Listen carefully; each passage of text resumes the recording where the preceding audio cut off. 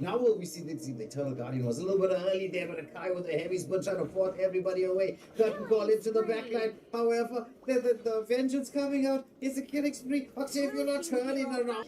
But we see the continued pressure. There's gonna be the Lance into the mix. Use a second skill to try to escape, but he gets knocked.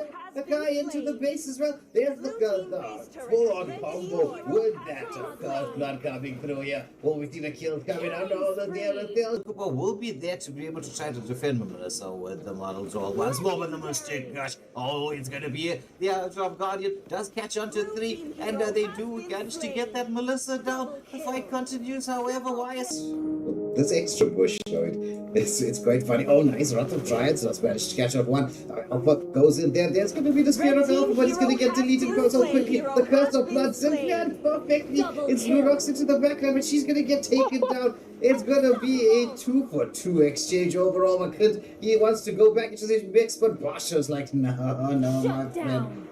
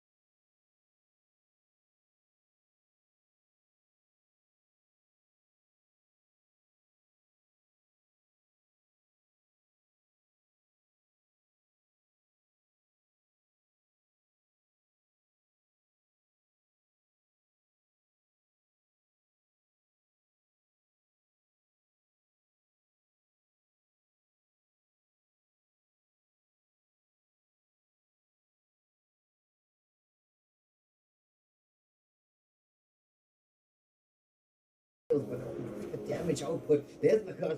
Now what we see, the Eternal Guardian was a little bit early there, but a Kai with the heavies but trying to force everybody away. Curtain call into the backline. However, the vengeance coming out is a killing spree. Octavio not turning around.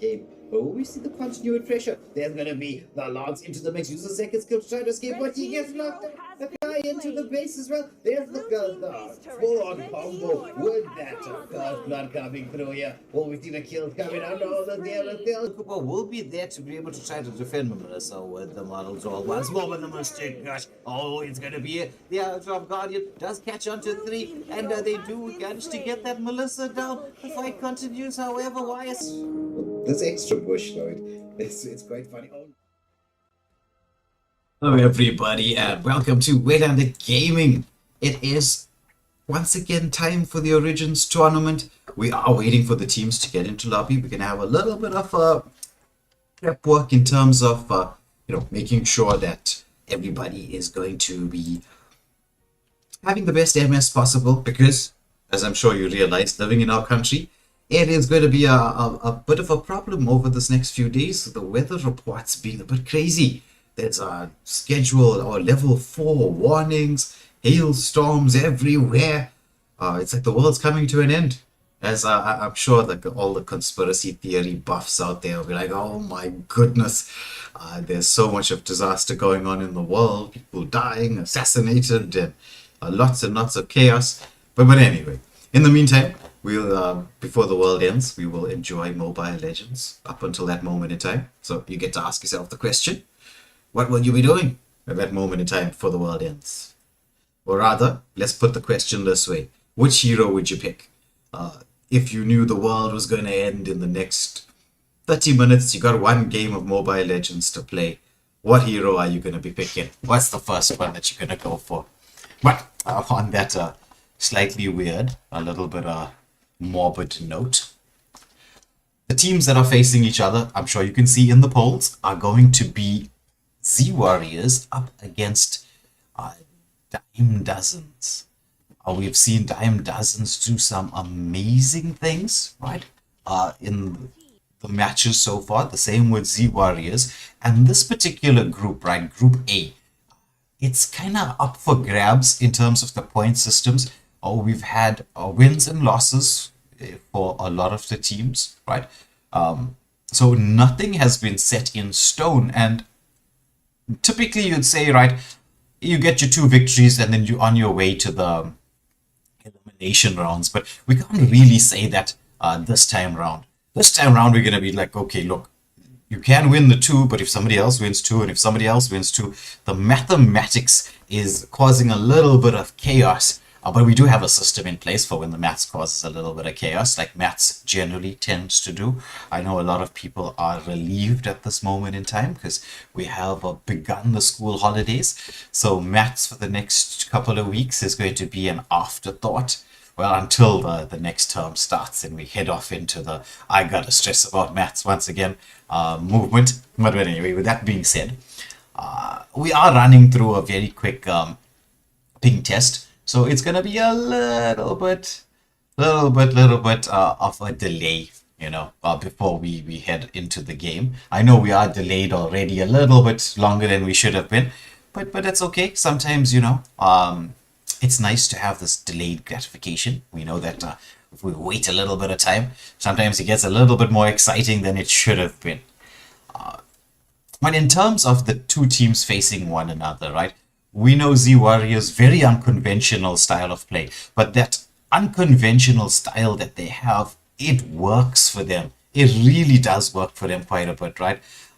Whereas, on the other hand, we've got Dime Dozen, which, from the names of the players, right, I know this particular squad from Kenya, one of the best, if not the strongest team. I know maybe some of the other teams like NWO will contest the statement that I'm making, but very, very strong team from Kenya.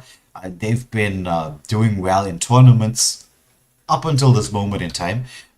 Haven't featured them in a long bit because I suppose sometimes you do need a break from the tournament setup. It gets a little bit rough. As I'm sure you guys who are tuning in to watch, at home, like what pressure you're on when you're in that tournament setup. All eyes on you. You make a mistake, it's there in HD. Somebody's gonna clip it, and that somebody is probably gonna be me, so that I can have a little bit of a laugh. I'm teasing. It's nice to have a laugh once in a while, right? Even at our own mistakes, because I know there is some moments in time where we all tend to do crazy things. I can't tell you the number of times I have played a Tigreal in the past and ultied that Natalia.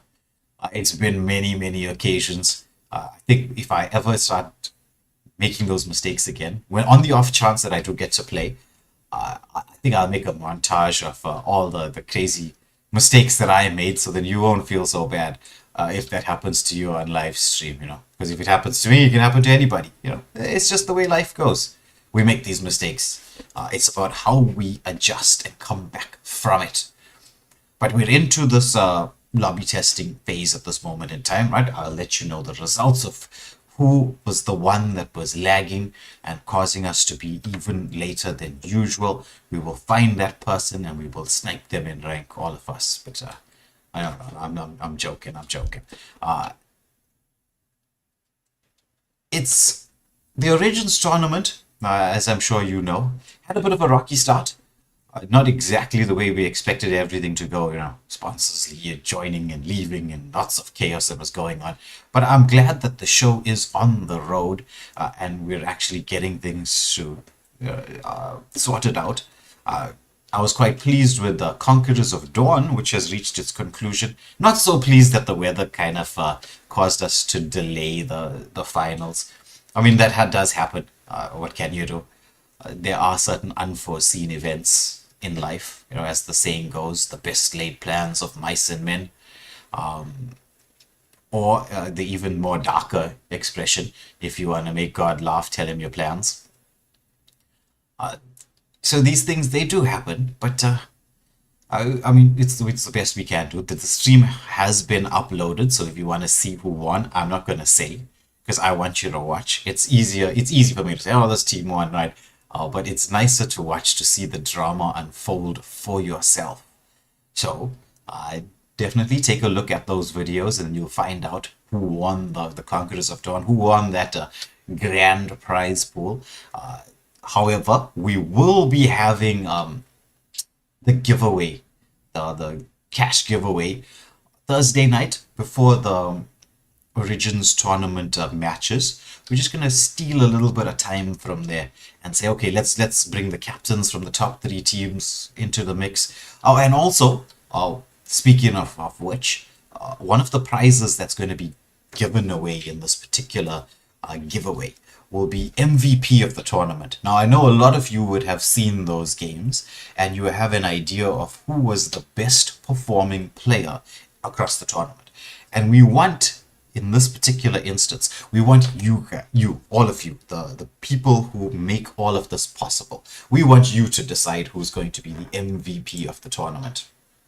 We're going to put up a poll on the Waylander Gaming WhatsApp group. So if you're not part of the Waylander Gaming WhatsApp group, I have some questions. What are you doing with your life? I don't know, because clearly you're missing out on something very, very important or special, right? Come and join the group. We will have the poll up and running with a list of who I think perform the best, about 5 players. And then from there, I want you, people who make all of this happen and wonderful, to vote in that poll, and then we will see who gets MVP of the tournament, and they win about $500 cash.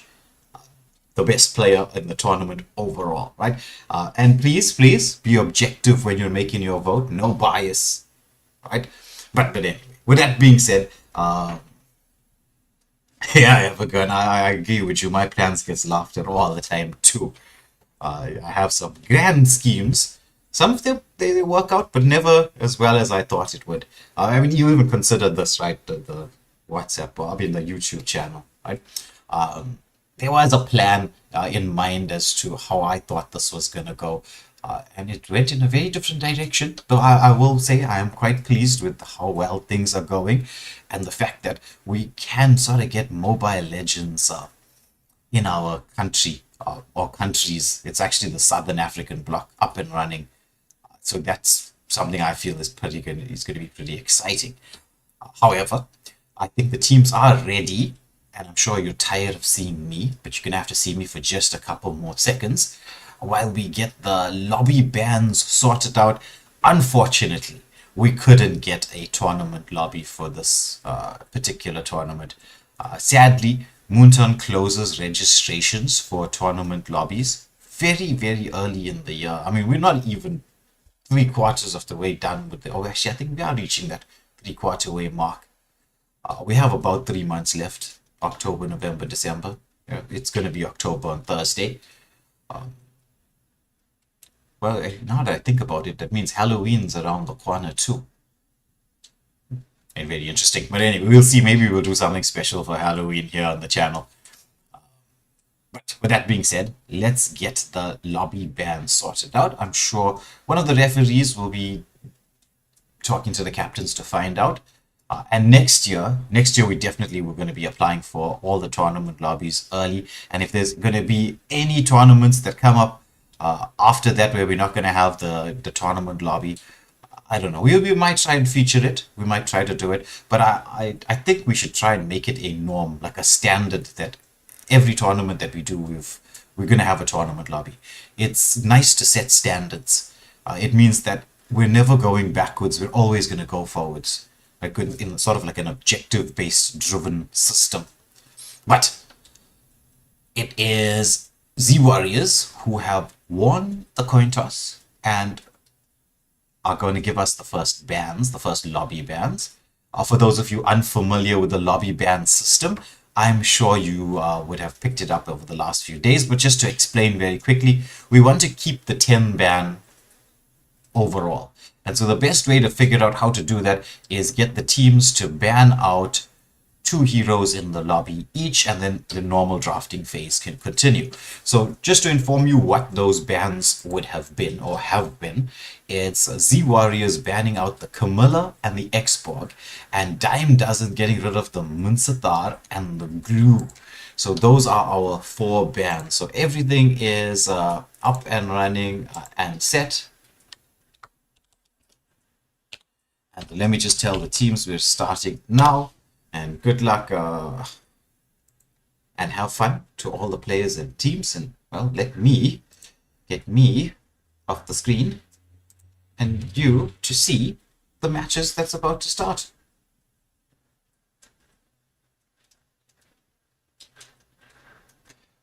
Uh, 99 MS, do I also play ML? Yeah, I do play ML occasionally. Whenever I get the chance to. I spend most of my time streaming ML. One day I'd like to be able to play this properly. But anyway, let's head into the game itself. So we have now our screen up and running. You can see what's going on. It's Vegeta for the side of Z Warriors with the first ban coming through for his team. Deciding to get rid of the Granger, interestingly enough. So Granger is one of those marksmen, I will say, that does cause a bit of chaos. Can be played in the jungle, though. It's been quite a while since Granger has featured in the jungle. I remember, I don't know how many of you know this from, I've been around from back in the day. When I'm saying back in the day, I mean before we even had a pseudo server like we do now, which makes life so much better. But back in the day when we existed with the hyper carry meta, and we had like things like Granger in the jungle, and the hyper carries will take farm from every single person. You know, there's never a time where it's you know, that they're not taking the farm from you. Very, very different system. Even YSS, which is the first pick coming through. So Z Warriors Trunks picking up the YSS was one of those hyper carries. But back then, right, YSS was a lot more difficult to play than he is now. I was kind of... I know that he's back in the meta, and it's enjoyable that he's back in the meta.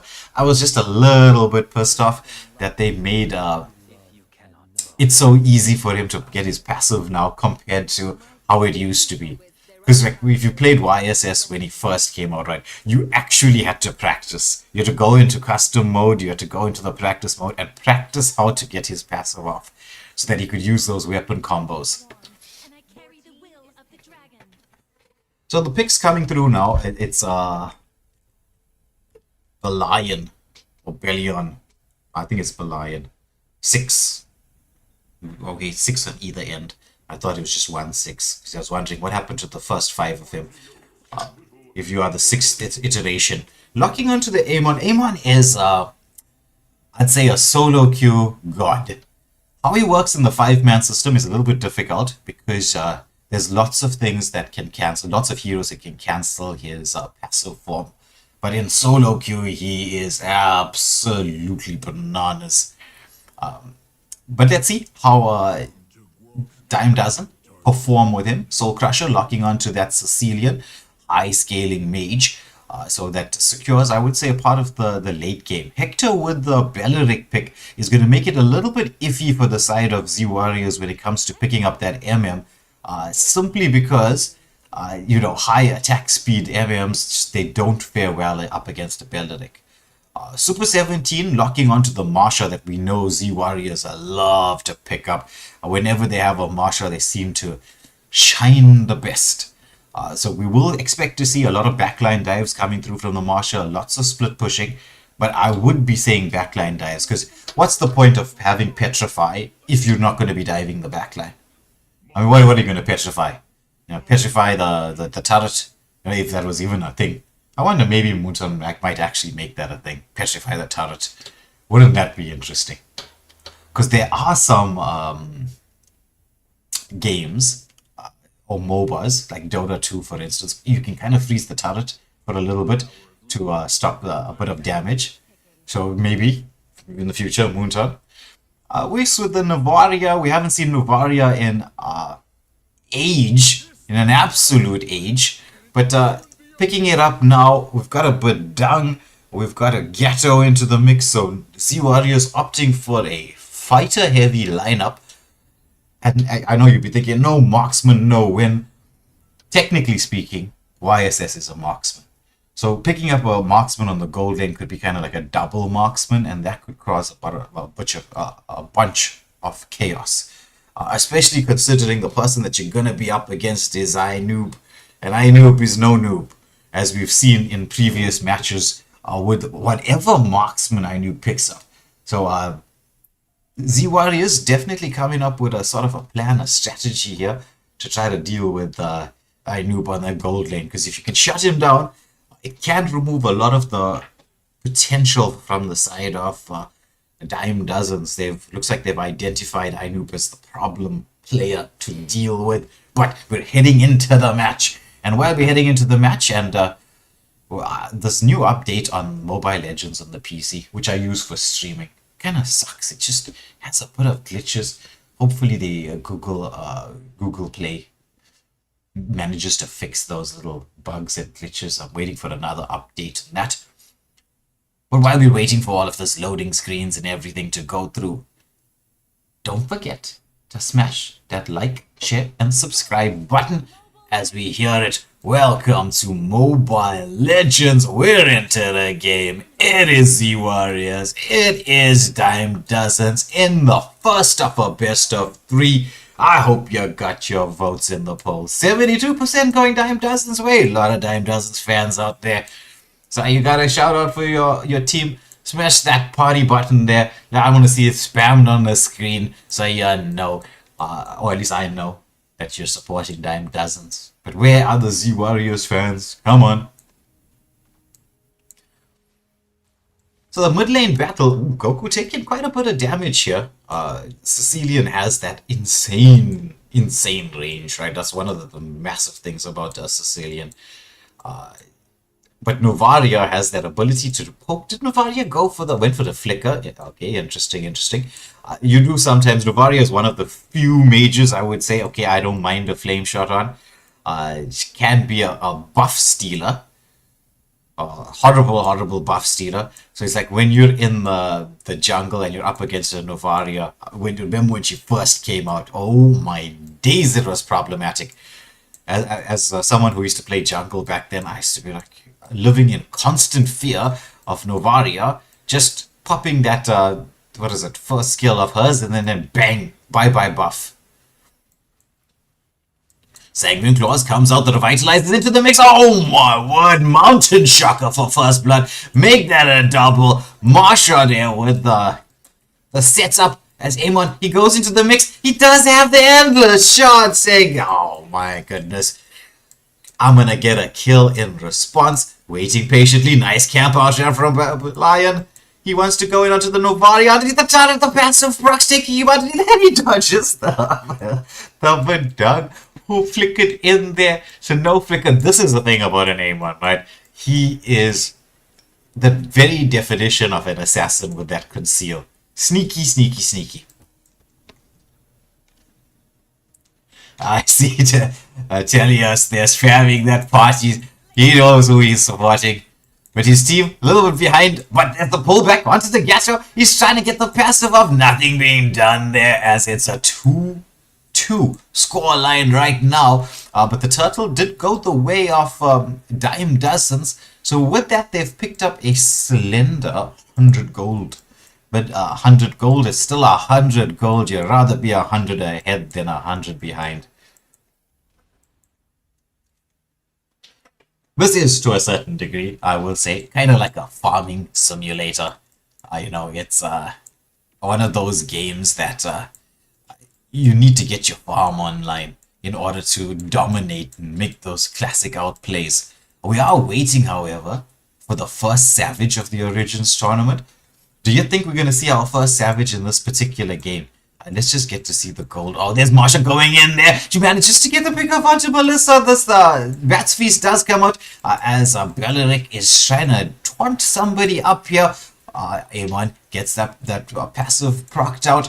So, Novaria with the poke damage. There's the mountain shock onto the Belleric. Does he have the ability to escape? Oh, Gacho with the Avatar of Guardian. He is quite low, but he has the Revitalize to heal himself back up. As Novaria does scout out the Eamon. Eamon was hoping for somebody to make a misstep toward that, or this particular space here that I've got on screen. I like to call this the Valley of the Shadow of Death, because whenever you walk through that space, it's inviting certain and sudden doom.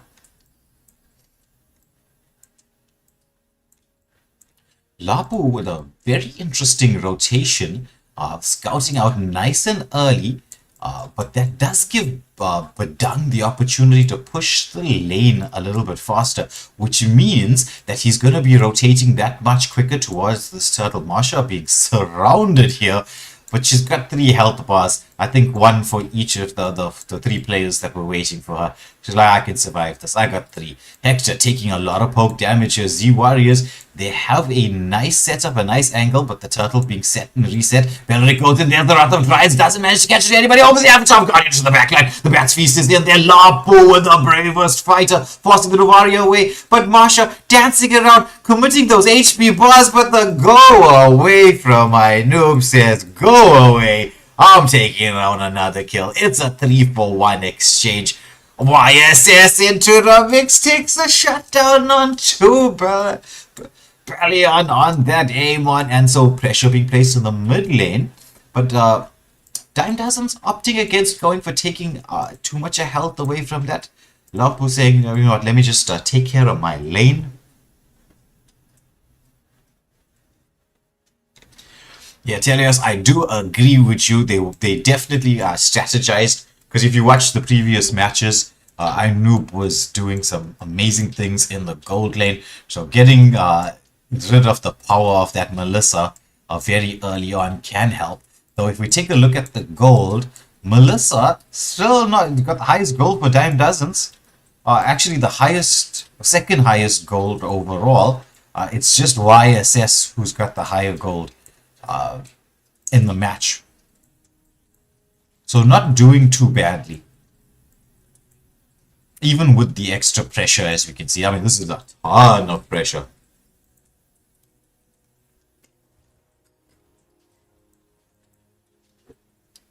Amon goes in a little bit of poke onto the YSS, but he has the mobility to escape to the safety of the turret. We're down to that 30-second timer when it's going to be this next Turtle of the game, the third and final. Windtalker being picked up by my noob on that Melissa. So Windtalker is one of the items that can help bring you online very, very early. And well, Sicilian sticking around for the push that makes the rotation back a little bit dangerous. Because, I mean, this is the thing, right? Everything's about prediction. There's the engagement here. Onto the Belleric. The endless shot comes out. Nice baiting there by Belleric, knowing his teammates were close by. So they've got the angle. But I will say this, right? With the map having this the open space behind Novaria, she hits an Astronova out there. They are going for the engagement here. As it's going to be, oh my goodness. It's a 2-for-1 exchange. The turtle has been reset, but Lapu, he wants to go on. He wants to take the baton. He gets the shield off, but the shield not enough to help him. Those swords of Badang just slicing through the shield. Saying no shield is necessary. He wants to go in on the Novaria as well, but there's the Gato. However, Badang, Labu does have that bravest fighter available, so no one really wants to engage on a Lapu. He's one of those heroes where you gotta think twice before you go in.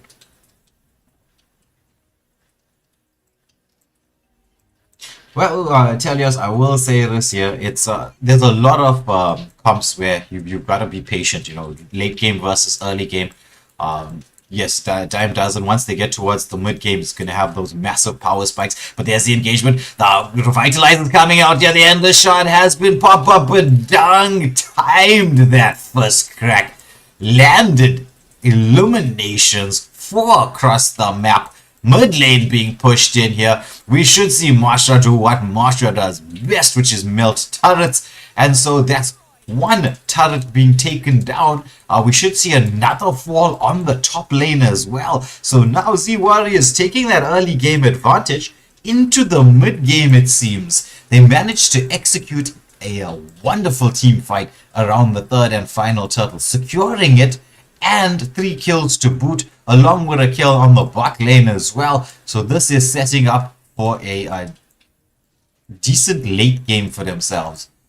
But I will say this, if the side of Dime Dozens are a bit patient, they've got a lot of heroes that scale into the late game. You've got your Cecilian, you've got your Melissa, you've got your Amon. It's a patience game now. You can't be overly aggressive. You've got to wait for the right moment in time to get something done.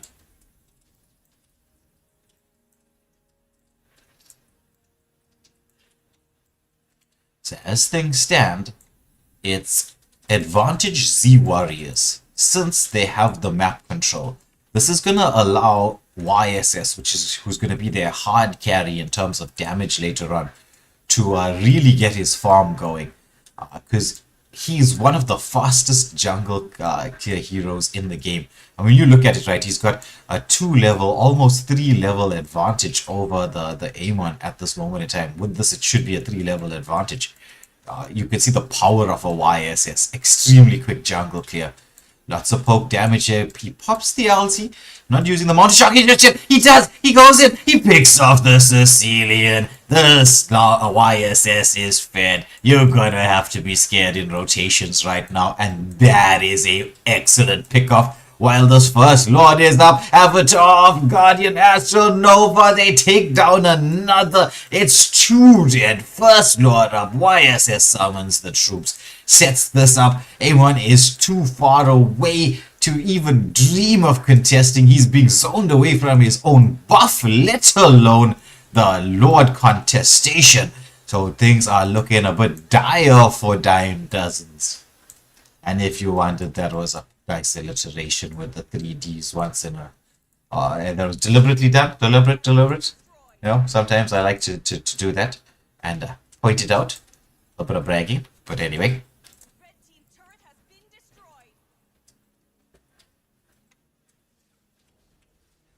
Imagination, to answer your question, sadly no. We do not have the tournament lobby available for this particular tournament. Unfortunately, right, by the time we had to do applications for this tournament, because the official or rather original organizers of this particular event, it was done quite late in the year. Like they said, all right, let's have this particular tournament. And so by the time we tried to do the applications, I mean, the application dates were closed. So it's really unfortunate.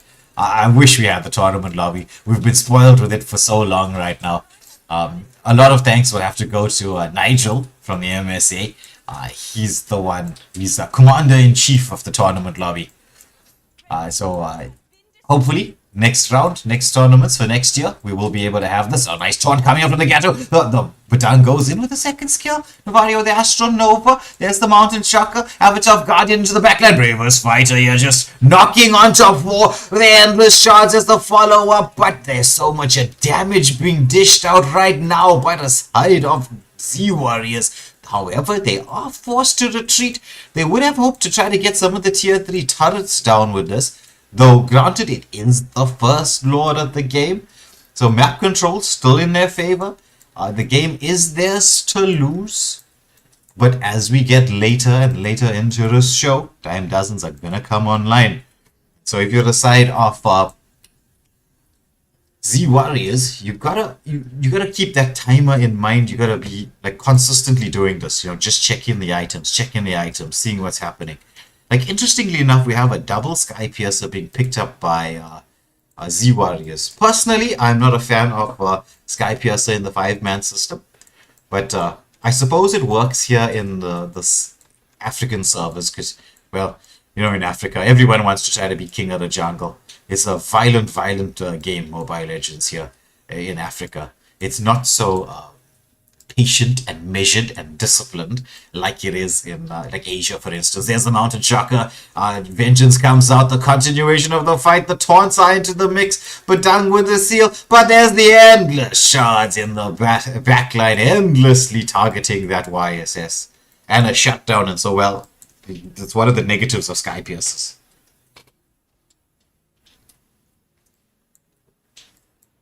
Is that when you die, you're gonna lose the stacks. 1 second to the Lord, 20 seconds to YSS respawning, but with the map control on the side of Z Warriors. Oh, what a taunt! Where's the first stack coming up? No, the Ebony escapes, but he gets taken down by the Novaria. However, at what cost was this? It's true. Could this be 3? Novaria, she's on her little astral bike, trying to get back to safety. Was this the moment that Dime Dozens have turned this around? Z Warriors, they do have their jungle available. They have a semi-tank there with the Marsha. But it looks like Dime Dozens are saying, you know what? Granted, we could try and take this, but we need the retribution. We need our jungler to be there to try and contest for us. No problem, Imagination. It's just a bit unfortunate, but it is what it is. What are we gonna do? Blue team turret has been destroyed. Yeah, so he's got that shield up from his magic defense. I keep forgetting the name of it. Oh, nice engagement here. The first crack comes out there. They take down the Sicilian. So with the Mountain Shock as well, Lapo hits the Brivus Fighter onto 2. However, there's a massive amount of damage. Double kill. Sky Piercer does proc from the YSS. Oh, Avatar of Guardian lands onto 2. The go away comes out from Ainu, but Ainu taking so much damage. The endless shards into the mix. It's just the 2 left alive. They're putting pressure on here, but they decide, Z Warriors, look, let's err on the side of caution. Let's go get the Lord. We picked off 3 for nothing exchange. Novario is there trying to be an angel of death. If you catch the DBZ reference. Wanted to rein in some amount of extra kills while the 2 squishies were running back to base.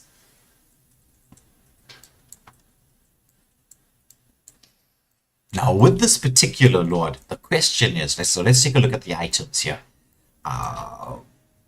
Is it possible for Z Warriors to end with this Lord? It's a question of sinking the waves. They have left the mid lane, so this is going to give them the option to sink the waves. Gatto pushing the top, Marsha the bot, YSS, just trying to deny farm. Lord making its way through. We should see at least 2 of the waves being synced. Melissa trying to stop the Lord from doing the charge. Beleric zoning everybody away. Lord does charge in here. Marshall getting that push in. Oh my goodness. They do take down the Beleric, but Dime Dozens won't be too upset with that, knowing that they've managed to keep the tier 3 turrets up and running. There is another wave, so you got to time this. You got to time the mid, bot, and top lane to crash in at the same time. And they've timed this nicely, but the question is, are they going to go for this push? No, they decide to opt against it. So now this game gets extended. It goes a little bit longer. And with that now, it's creating the opportunity here for Dime Dozens to have a bit of a comeback. Novaria scouting out. Doesn't land that first skill onto anybody just yet.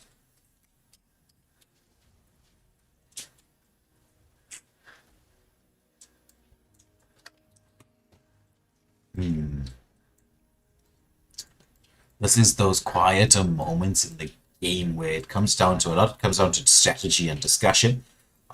The waves are being pushed in, or were being pushed in. But Z Warriors, they've decided to do the clever thing. They've decided not to push the waves. It's going to force Dime Dozens out of the base. But Dime Dozens, they've got to make the decision now on who to prioritize farm for. I would say you need to prioritize farm on the Melissa, but at the same time, you need Sicilian to get his stacks up.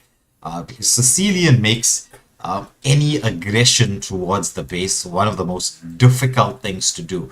Because the later this game goes on, the more stacks he gets, his wave clear becomes absolutely insane. It becomes very difficult to end.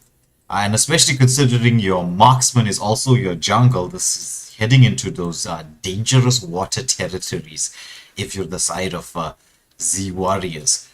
But even with that being said, they have been picking up the kills. They've been getting some decent pickoffs all throughout the game. So they may not really be feeling the pressure just yet. We are into the 18 minutes. This is the 18-minute Lord. And I think with this Lord, whoever gets this Lord is going to win this game with this particular Lord. Provided, of course, you take the Lord but don't lose too many players. That's the real question. Can you take it? Can you take it safely? Because this Lord, he's beefy. He's real beefy. Oh, nice first crack into the backline by Vegeta. There's the Avatar of Guardian gets cancelled out there. The taunt comes through as they're taking the Lord. They get 2 pick-off kills. This could be the winning angle that Z Warriors were looking for. Things are dire for Time Dazzler. The Mountain Shocker to the backline, but the Rose Gold Meteor proccing, making sure that everyone has the opportunity to escape. 2 waves are crashing in here. There's the Avatar of Guardian, not on the mark. However, it did create the angle to take down a mid lane turret. The Lord storming through the mid. You just need the Lord and a wave. That's all you're looking for. Melissa is dead, but she'll be back in the next 10 seconds. This is gonna give Dime Dozens the ability to mount a potential defense. But potential doesn't mean guaranteed. Mountain Shocker does come out. Lapu trying to pull the Lord away, doing an excellent job of distracting that Lord from crashing into the base here. Melissa with a poke damage. They got the Lord. What a pull from Lapu. Lapu with a pull of a lifetime. Could he have saved his team here? It's going to be another tier 3 turret falling. But that pull from the Lapu gave his team the lifeline that they needed.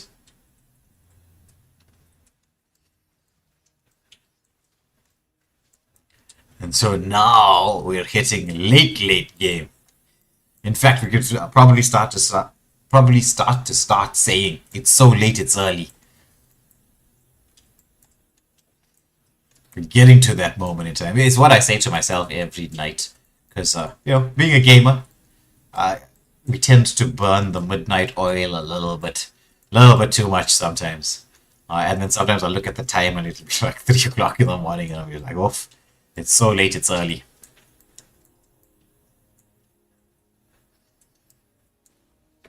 Now, with this, right, we're at that moment in time where the turrets do matter, but the gold definitely does not at this moment in time. So Z Warriors do have this 10k gold lead, but it does not matter. The items, we should see almost everybody at full build, full stacks of everything. Quite a lot of players have that everything completed. There's going to be Belleric. He's just getting scouted out most of the time, but I mean, that's what a Belleric's there to do. He's there to soak up the damage. He's there to scout out. Mountain Shocker being committed by the YSS, but I don't suppose that matters too much, because it does have like a really low cooldown. It's about 20 seconds or so to go. The waves being pushed in very nicely here from the side of Z Warriors. It's going to create this difficulty for the team to try to get in. Alright, so Amon, he's trying to get in there. Will he have the retribution? Does he get the retribution? He got the retribution. Oh my goodness, pops the endless shot. But 2 are taken down. They got the Lord. But there's the Avatar of Guardian. Make that 3. It's only Sicilian and Lapu left alive to defend. The Lord will be up in the next couple of seconds. Will we see Z Warriors going full on? They've got a wave coming through. 2 waves, in fact. They need the damage dealers there. They need the YSS. YSS is clearing his jungle. This could have been a winning angle. A dime dozens, they're going to live to fight another day. Lord being stopped up. There's another wave coming through. There's still like 20 seconds or so to go. There's the engagement here onto the Sicilian. His immortality has been procced. He's gonna get taken down. He does get taken down. The Winter Crown from the YSS. Beautiful outplay here. Another wave is into the mix. They need a wave to head towards the base. Melissa is back here. This is gonna force everybody away. Melissa hits the Tweedle door with the wind of nature just forcing everybody back. And the show continues. Mundles, I think it's called. The doll. We're gonna name it. Name it properly.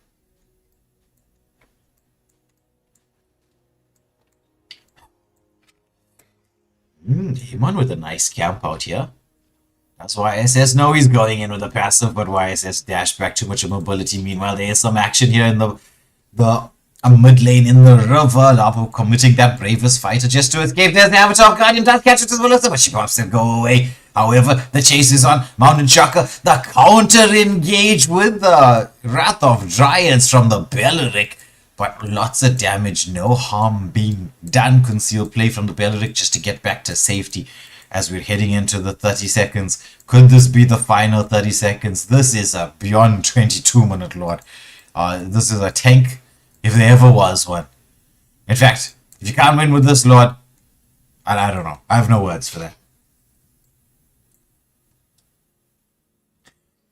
Yeah, Yuma, that was a definite dub on the Retri there for A1. However, credit needs to be given where credit is due.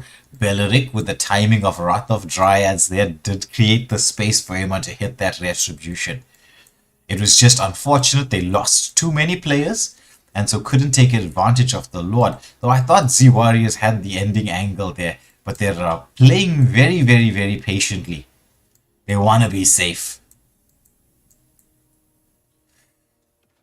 But once more, we're heading towards this Retri battle. Who's going to get it? YSS. This time the zoning was done quite nicely. Melissa into the mix. She props that go away. Avatar Guardian does come out. Melissa, she's dishing out the damage, but Gato, he's so tanky. He's just eating it up from everybody. Marsha into the mix.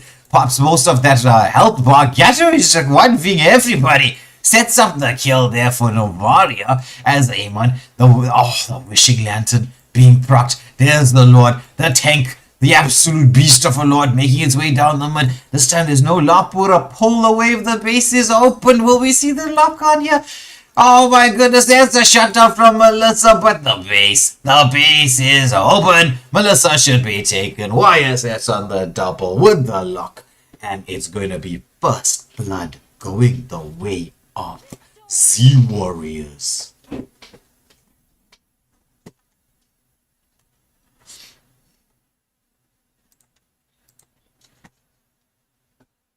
So we just get the scores up online. Sicilian picking up the MVP, the losing MVP for the side of Dime Dozens, and, well, Goku. We saw what that Gato was capable of. Picking up the MVP. Not often you get to see roams with the MVP these days, but picking up the MVP for Z Warriors. Lots of damage being dealt, but anyway. We can see who did what here. I got it on screen, so, you know, all of you statistics buffs, the people who love to check your stats, you can check what was happening. But anyway, let us head off into this next game. We'll have the next lobby up and running in just a moment. At least once I get out of the screen and join the lobby. Then we will... Oh, what am I clicking? I'm just clicking on buttons here. It's not going the way I'm expecting it to go. Skip all of this. Get out of the button. We get myself into the lobby. Thank you for the invite. All right, teams are ready. We're gonna swap out. We're gonna head into that lobby ban phase once more. So we're gonna wait to see what the captains are going to decide as the bans. Do you think there's gonna be some respect bans? Do you think they're gonna stick to the same bans in the previous game? I think some respect bans will be on the horizon. Ban the Gato. He was the MVP. Yumna, definitely agree with you. Marsha on the gold lane was a good pick. It's a little bit of an old school pick, shall I say. Very, very old school. It's been a couple of seasons, shall I say, since we've had. I don't know. You can see my kitty cat here. He's coming to visit and do lots of chaos. Looking at the camera. Good, good. Looking at the camera, dropping the mic. Alright, so the lobby bans are Camilla, Xborg, Minsathar, Glue, so the same as the previous game. We will be heading into the banning phase right now. Don't forget to press that like, share, and subscribe button. Get your votes in, and we will see who's going to be taking this. It's match point going the way of Z Warriors. But Ken Dime Dozen with the first pick. Bring things out nice and even. And so we're going to wait and see. I don't know why everybody is asking why everyone's ready. Go for it.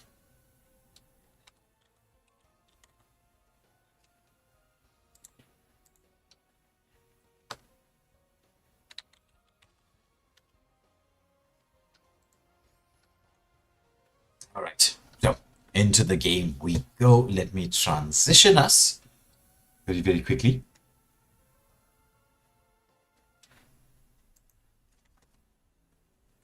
And it's time for the bans.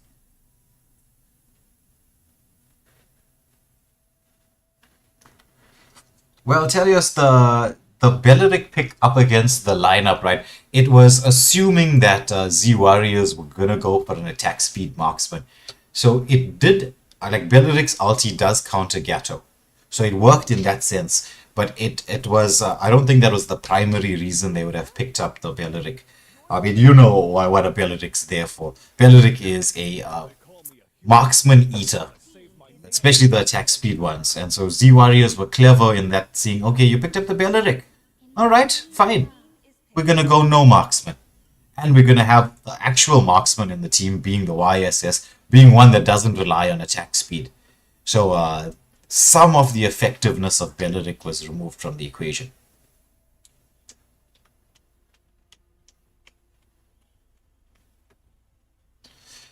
Noob locking. Okay, nice bans coming out from Dime Does, right? Focusing on the jungle, removing both the Lance and the YSS.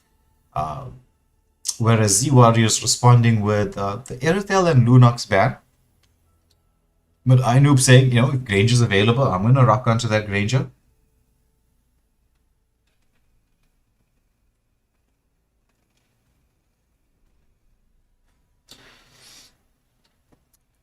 Granger is still very strong in the gold lane, but the question I have is, do you want to pick up your marksman this early? And it looks like they are going for that Marsha in the gold lane once more. Ooh, the Grok coming into the mix.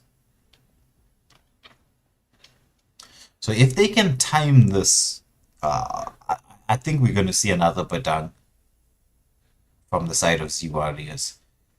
He will work very, very well with the Grok, because it's like wall on. You can just lock everybody down. So it's, I think we might see a Badang coming through. Yeah, Brute Gamer thinking the same thing. He's like, no. This is a little bit too many walls for us to deal with. Let's get rid of one more. Let's get rid of that Badang. We know what's coming.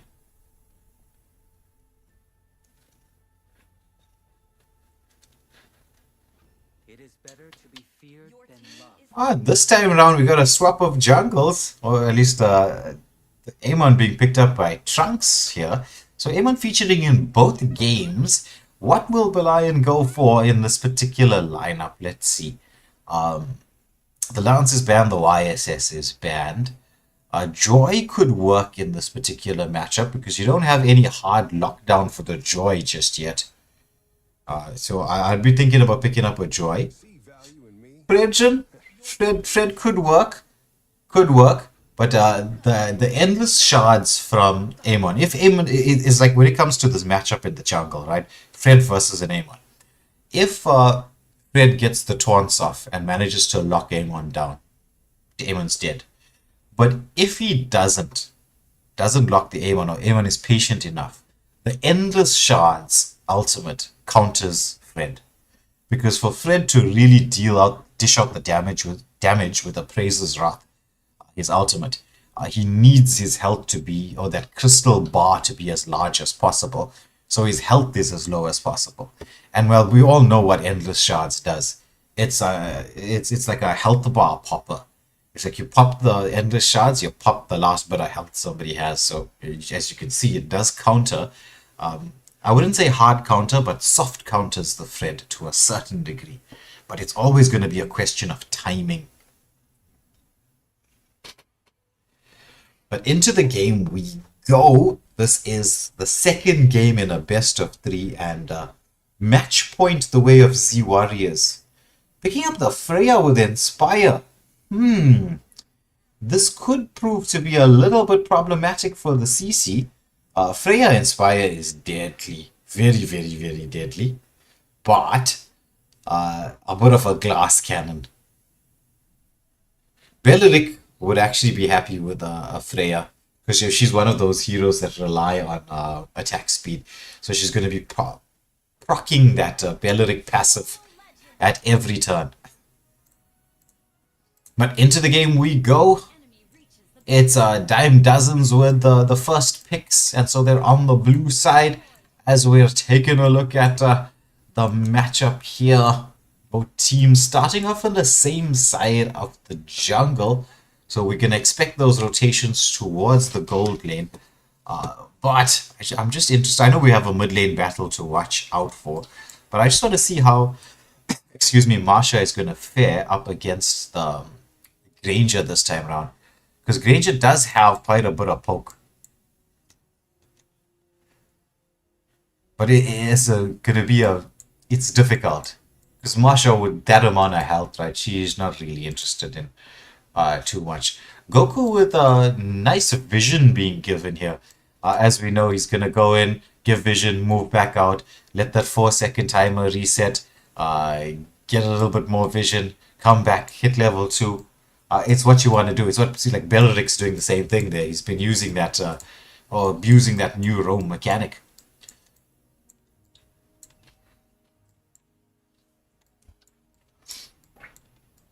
So Grok just zoning everyone away just to make sure that they all stay far away from...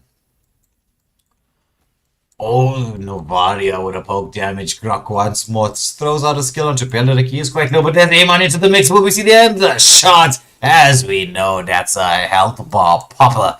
As Beleric sent back to the base with the short jump. Oh, but the continuation of the engagement. Grok is quite low. As the same with Fredrin, Novaria takes that kill. And so that's 2 kills to the good for the side of Z Warriors.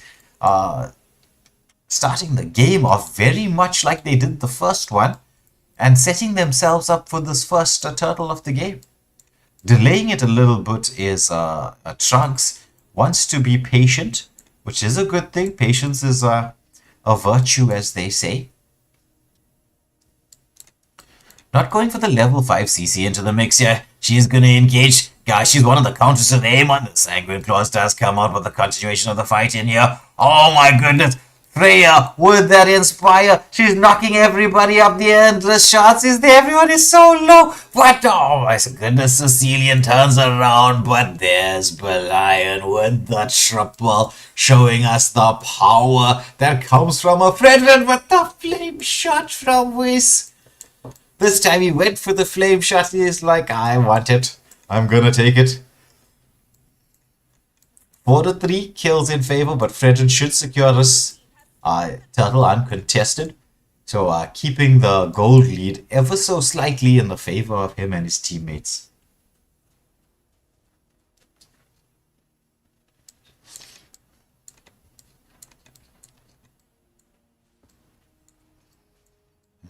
Once more, the invades coming out very early. Well, I mean, that's what you want to do when you have a Grok. You want to go for these little invades, these little bits of pressure, just to make sure that you can get the map controllers in the mid lane. forces certain rotations away here. Marsha and Granger going in on one another here. As Trunks, he might smell a little bit of blood. He's getting that passive built up. Granger goes in there. Will we see the counter? It's going to be Amon. Has the mobility. Will we see the endless shots come out? Yes, we do. It secures the kill. And so that's another kill going the way of Z Warriors. Swinging the gold slightly in their favor. This fight is continuing here in the gold lane. Meanwhile, Freya is taking this opportunity to eat up the gold from the mid lane. Will be pulled back. Gets CC'd up, but has the mobility to escape. Turns around, dishing the damage out onto Freya. But Freya's like, no! A Priestess Wrath. And so Freya, with that rotation, gets taken down. That's if you don't have the pop that Inspire early on the Freya, and Freya does need a couple of items to come online. So, as we got to see, the consequences of that. And it's going to be another couple of seconds until the Lord is going to be up. But let's see how the team's position for that Lord.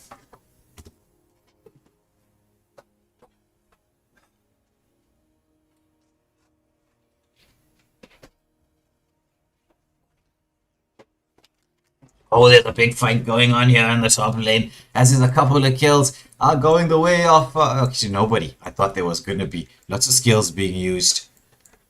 But Amon, he's here, trying to punish. Gets a bit of poke onto Belian, who has to retreat. Always on point once more with those astral blasts. Sanguine Claws only onto Grok. As Cecilian is trying to get that passive cancel from Amon, the turtle being pulled, set, reset, the tectonic charge doesn't land onto anybody. Belleric is in there, as it's going to be the Lion who secures the retry battle there for his team. And everybody gets out, nobody's dead, so nice turtle dance there. Not often we get to see no one dying in a turtle dance.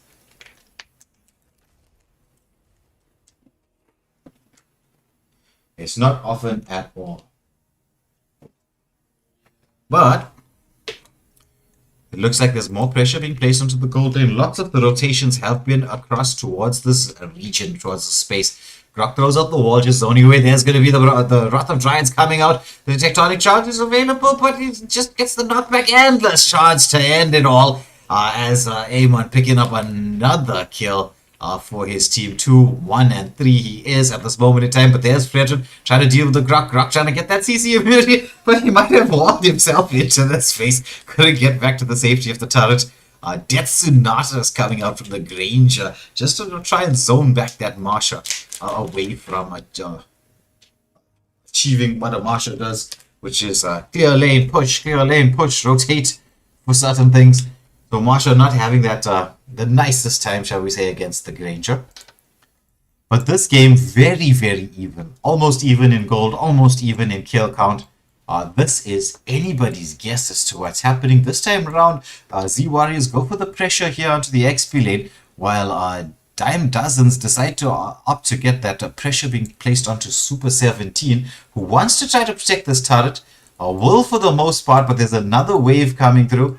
But there's a big fight here in the bot. They're chasing the Fredrin. They managed to take down 2. It's a trade-off, and I think Z Warriors would be the happier of the two with this trade-off. They picked off 2 heroes and got a turret in exchange for just 1 turret. So they would be definitely excited with or happy with that particular trade. But there's a lovely Bat's Feast coming out. And with the Sanguine Claws pull back, Flicker comes out from both heroes. But Marsha going for the backlane. Goes in onto the Sicilian Petrify being done beautifully. But Amon, did he overextend there? Has to retreat, has the mobility to do so. Belleric almost being taken down. So 1-for-1 exchange here in the mid lane. But as things stand, it's a 1k gold lead that's now been built up in the favor of Z Warriors. They've got the bit between their teeth. They sense an opportunity here, but the next 90 seconds or so will tell us the outcome.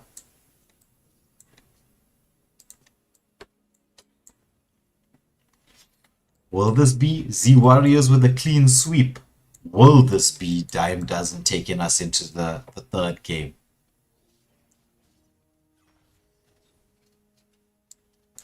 That is the question. Grok going in here on the Belleric, forcing Belleric away. He pops the Wrath of Dryads, pulls everybody into the mix, but once more it's Marsha into the backline, just forcing everyone back. 50 seconds to go.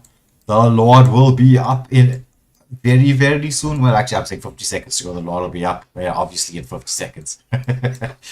Marsha pushing the lane. Oh, but nice engagement here from the CC. She gets that curtain call out, but the endless shots. Oh, my goodness. Almost Vengeance with the save, but the Vengeance couldn't save from that engagement here from the Freya. And this gives them the space to gain the control on the map, on the side of the map that they need, Z Warriors, to set up for the ending angle. Red team turret has been destroyed. But a trade-off has occurred. He's easy overextending here. Wants to get a little bit of poke damage, but without the team being available, that could prove to be dangerous. And I think he sensed that. Making his way back. We're down to the last couple of seconds. It's time for the Lord. Oh, Grok being spotted out here, but throws the wall just to seal everybody away. Doesn't want to take too much damage. CC with that yo-yo. Trying to build up the stacks there. Grok just dancing around. Oh, Freya has to disengage because Belleric was close by. Marsha trying to find the angle towards the backline. It spots CC out, but takes a bit of poke damage in response. This is going to be a good old Lord dance happening. Sanguine Claws pulls back the Novaria, but it's going to be the pullback there. Oh, there's going to be the knockup there, and the shots comes out, but nobody's been taken down. However, Marsha dishing out the damage, takes out one, but is taken down herself. It's going to be Freya into the mix here. Wants to take out that Fredrin. He's trying to do as much damage as possible. Oh my goodness, it's a 3-2 exchange in favor of Z Warriors, and no retribution means probably no Lord. Belleric might try to come in there, goes in for a rush, but I think too little, too late. Freya with the play, making sure that she took out the jungler, getting rid of the retribution.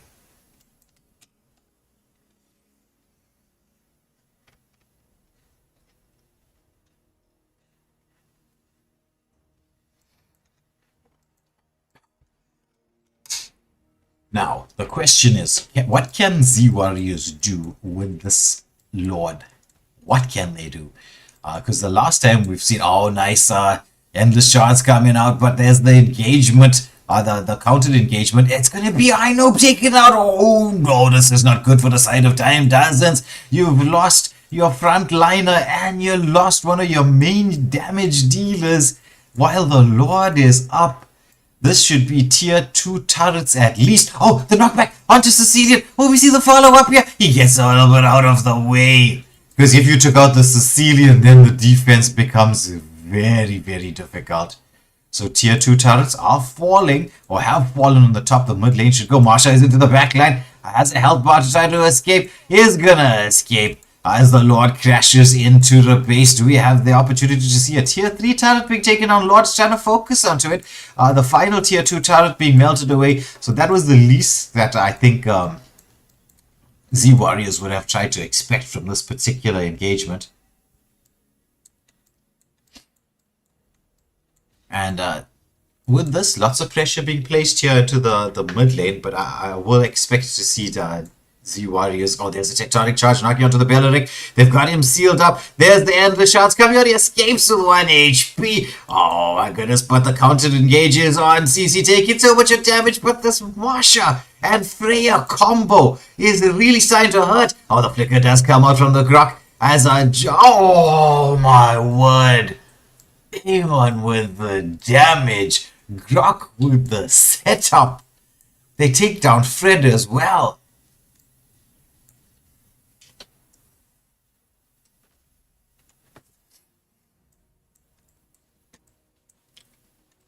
So this means, but I mean, okay, the deaths were there. You don't want to die. You're just helping Z Warriors in terms of extending that gold lead, which is quite significant at this moment. It's about 6k, which is over there, right? 6.5k. Wrath of Dryads does come out once more. That endless shards into the mix. Grok charging back to safety, but it's a 1-for-1 exchange, a shutdown kill.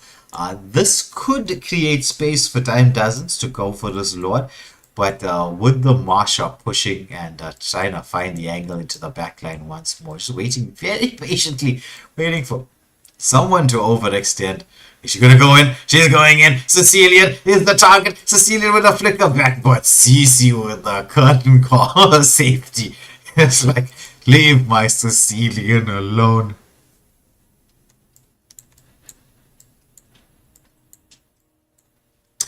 And all of that was just to buy time for the Amon to be back into the mix.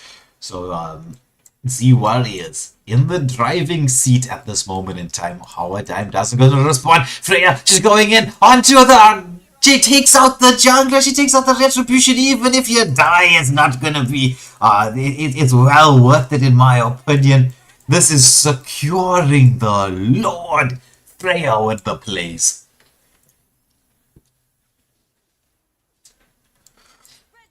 So as expected, uncontested Lord going the way of Z Warriors, and this is the Lord they're going to expect to try to end the game with.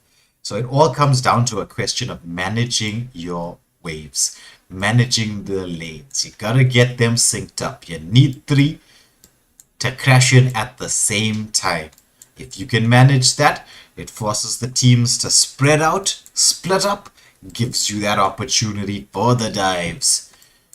And now this gets into very dangerous territory. This is like where we can hear the Jaws music in the background. It's dun dun dun dun no as the Lord makes his way towards the base, being allowed to push freely. I knew here with the block off onto the Lord. They don't want to let the charge go through. There is another wave crashing in here in the bot lane. Once more, passive coming out. There is a lock onto the turrets into the bot lane. There's the Belleric with another tries with the counter engage with the tectonic charge. They take down the Belleric. Curtain call onto 2. Sanguine Claws does manage to catch. However, oh my goodness, there's the engagement, but Freya, she's turning around, wants to dish the damage onto the Fred, and Fredrin has to jump back to safety. The waves have been cleared, and once more, danger averted for the side of Time Dozens.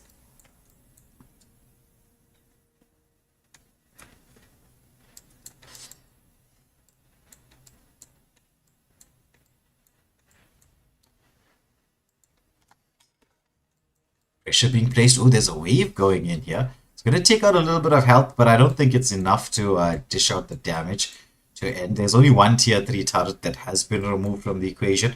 And, well, that is a bit of a biggie, though we do have a minute to go for the next objective.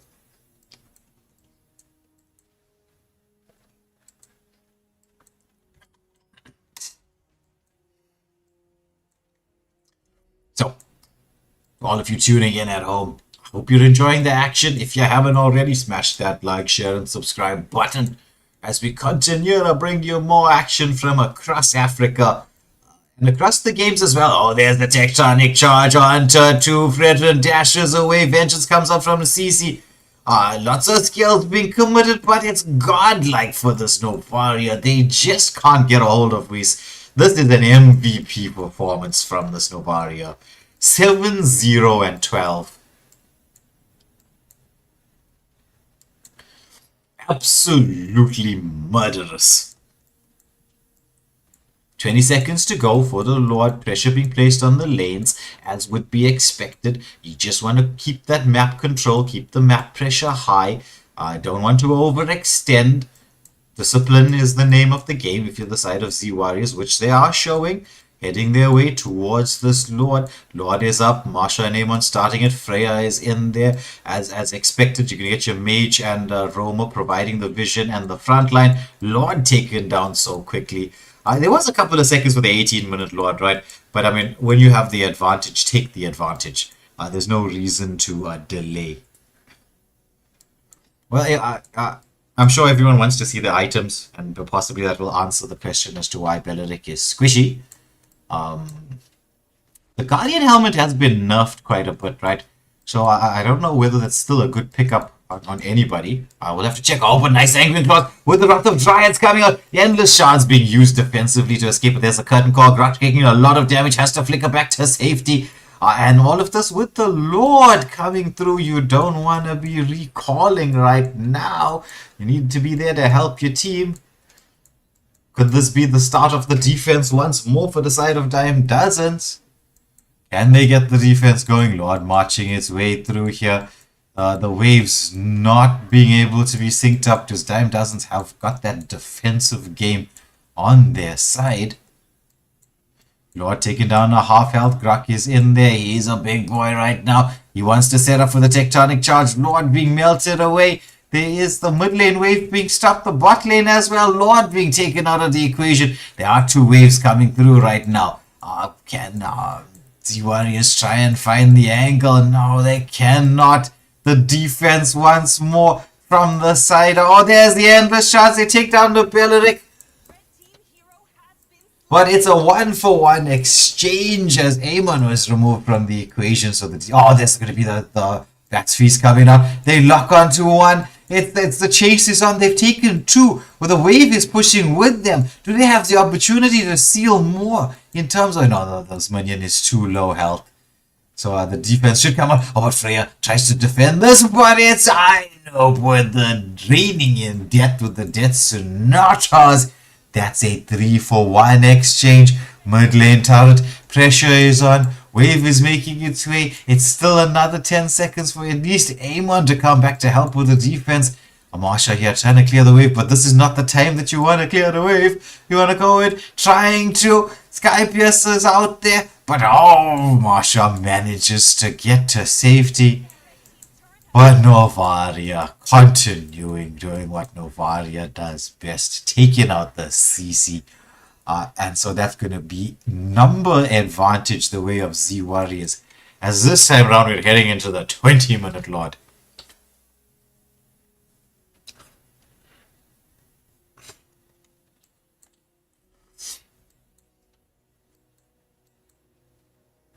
Ten seconds to go. Waves being pressured. But I don't know. It's like with this Lord Z Warriors, they've got to get the lock on if they want to try to win. Because the longer this goes on, the Sicilian is going to come online. I mean, he's already online. He really can't dish out the damage. It's difficult. Belleric into the mix. Wrath of Dryads pops the Vengeance. Has to get back out. The zoning is being done. Fred trying to find the angle here. He wants to CC up the A1. Will he CC up the A1? Oh my goodness. The Retribution goes the way of A1. But this is going to be a 3-for-1 exchange. Super 17 with a super play in the backline. Zoning keeping them awake. They get the Fredrin. They get the Lord. The pressure is on. I don't even think they need the Lord. It's just two left for the defense. CC with a curtain call. Vengeance keeps her alive. The base is wide open here. They're going to try to find the angle. Sicilian with a Bat's Feast. It's just about the lock as Freya gets the lock. And this is clean sweep.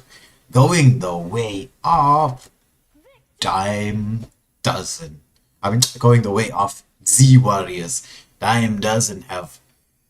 We're taking a loss here, which I wonder how this is going to affect the outcome of this particular group.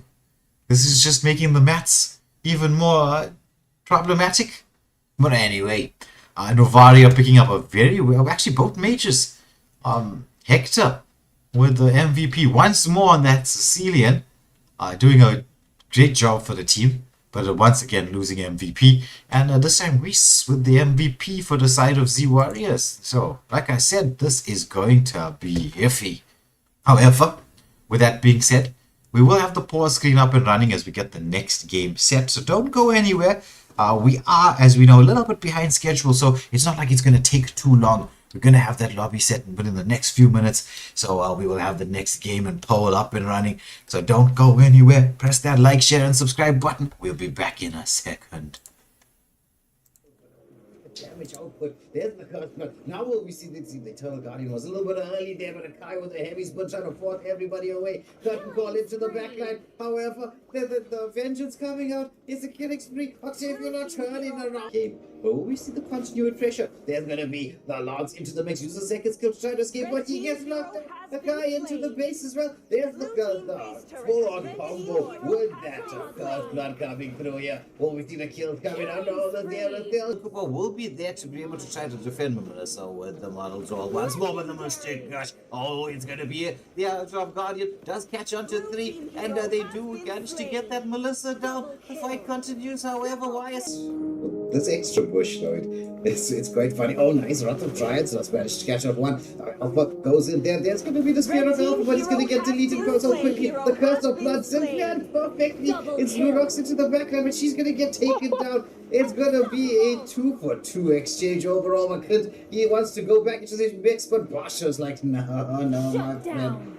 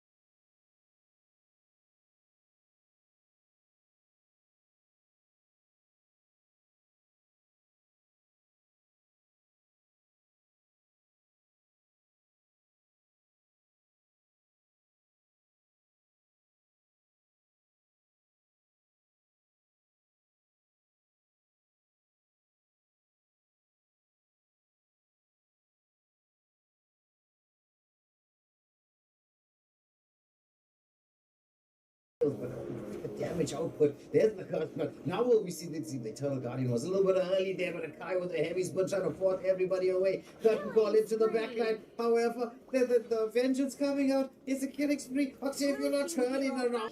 Oh, we see the continued pressure. There's gonna be the Lance into the mix. Use the second skill to try to escape, but he gets knocked out. The guy into the base as well. There's the full-on combo with that curse blood coming through here. Oh, we see the kills coming out. All the there. Cooper will be there to be able to try to defend Melissa with the models all once more with the mistake. Gosh, oh, it's gonna be the Outdrop Guardian does catch on to 3, and they do manage to get that Melissa down. The fight continues, however, why is This extra bush, Lloyd. It's quite funny. Oh, nice. Lots of Giants has managed to catch out one. Alpha goes in there. There's going to be the Spear of Alpha, but he's going to get deleted so quickly. The Curse of Blood simply and perfectly. It's Blue Rocks into the backline, but she's going to get taken down. It's going to be a 2-for-2 exchange overall. McClint, he wants to go back into this mix, but Basha's like, no, my friend.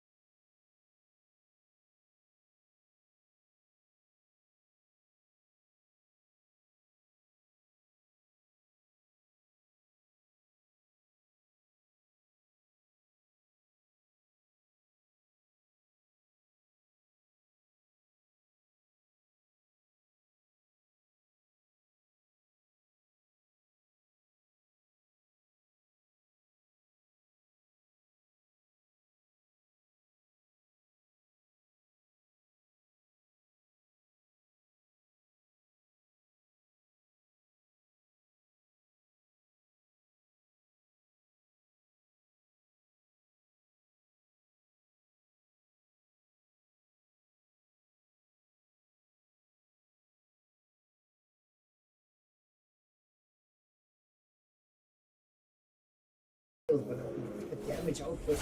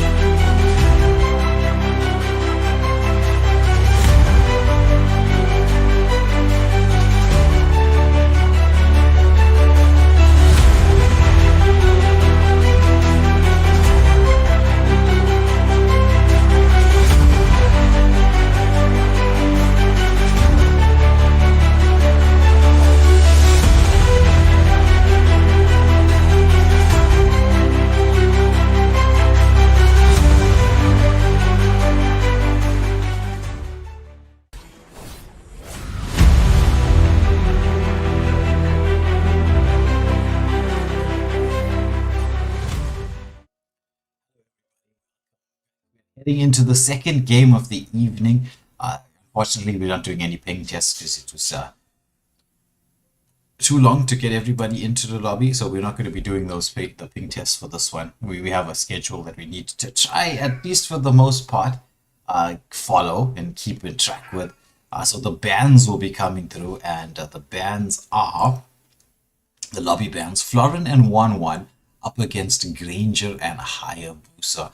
So this is going to be the first game of the best of 3. It's Immortal Order Pedion versus Olympia. So going with a very, very Greek theme here between the two squads, Pedion and Olympia. But let's get everybody ready and set, and we should be heading into the drafting phase very soon.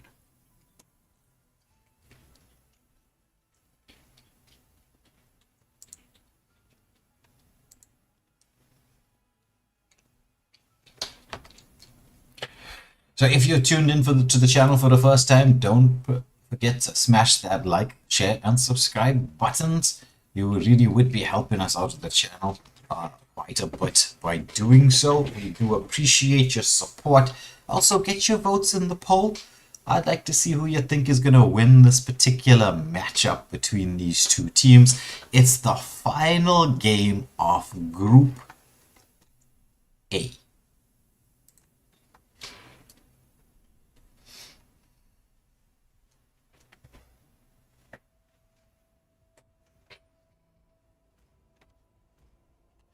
So Jake's with the first ban coming out, getting rid of the Belleric. We saw Belleric feature quite heavily in the 2 games that came before this. Just creating space for the marksman to be able to pick a little bit more safely whenever you get rid of the Belleric. Besides, Wrath of Dryads is a pretty decent counter-engage tool. Hylos is always a good hero to get rid of. That Hylos-Zushin combination has proven to be very deadly for whichever team has picked them up. I'd be interested to find out what those win rates are going to be in the next couple of games. I'm looking at the live stream, which has a bit of a delay, right? I can see my cat popping in and out.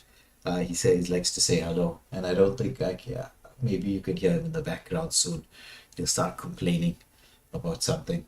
I don't know what he'll complain about, but something. But the ban so far with the Lance and the Melissa being removed from the equation. Ego going for the YSS. In the previous day 2 of Group A, we've seen Ego do very well on that YSS.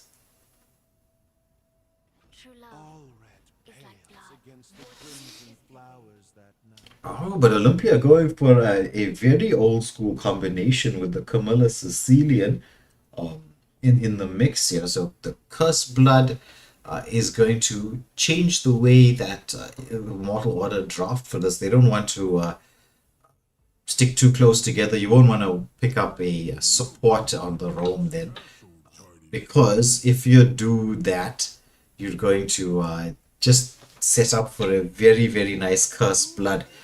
But going for 2 tanky heroes with the Grok and the Glue. So Glue, XP lane, Grok should be on the roam. We watched Z Warriors in the previous match up against Time doesn't use that very, very, very effectively. So let's see if Beastly can do the same thing. Hikari with the Gato pick, so it's Gato up against the Glue in the XP lane. And Gato is one of those heroes who can work very nicely with the Cursed Blood, because that Avatar of Guardian, if it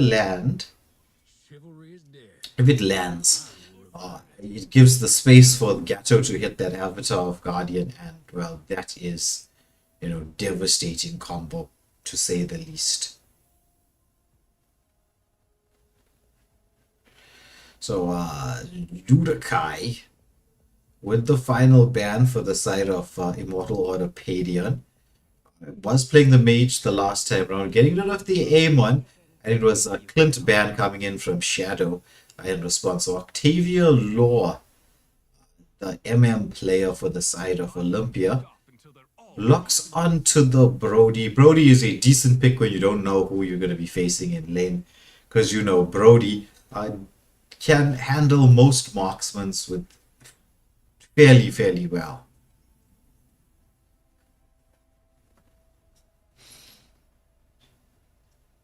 But the question is now, are they going to go for this sort of supportish kind of Sniper ready. Give me a target. mage with the Valier? Valier can cause a bit of chaos when it comes to the Gatto and the Camilla. You know, it just slows and pokes. I was thinking maybe they'll go for a Fafasa pick, something that can follow up to the sets potential from the Grok and the glue, but they decide for Valier. And Shadow with the Karina play coming in, just to escape that basic attack damage that can be dished out from the YSS and the Leslie. So that's a pretty decent pick for the side of Olympia. But you know, drafts all aside, it comes down to execution. A lot of this game is based on execution. So let's get to see what the execution is going to be like in this particular match. Welcome to Mobile Legends. So into the game we go. The first game in this best of 3 between Olympia and Immortal Order Adion. Immortal Order with the first pick, first band, as Grok is going to do the new roam style, which is all about scouting. I mean, look at that. There's minion waves have not met already, halfway through to level, or 3/4 way to level 2. Just forcing that Karina back, with the vision being given, should be very close to hitting level 2 before anybody else, mostly before. If we went for one more scout out, would have been level 2 first. Karina just securing the litho for the team.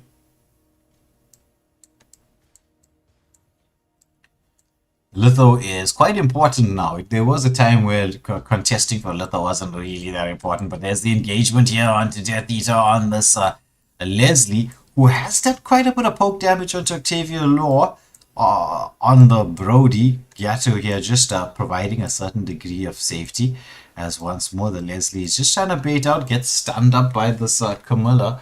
Grok just waiting ever so patiently with Death Eater just freezing the wave, ensuring that Brody's gonna miss out on a little bit of farm. Has a nice angle for that wave clear. But there's the engagement onto Brody. Will we see the Brody be taken down? The Aegis comes out. Aegis is still alive as they try to get it. Grok with the flicker play sets up the first blood for his team. Sicilian into the mix, does land that Sanguine Claws. Leslie with a pushback. Grok trying to escape. YSS, Mountain Chakra onto 2. Will he get the double? He's chasing down this Camilla. Oh, he does get the double. And so that's 3 kills to the way of Immortal Order at this particular stage in the game. Very early on, picking up a very healthy almost 2k gold lead. About 1.7.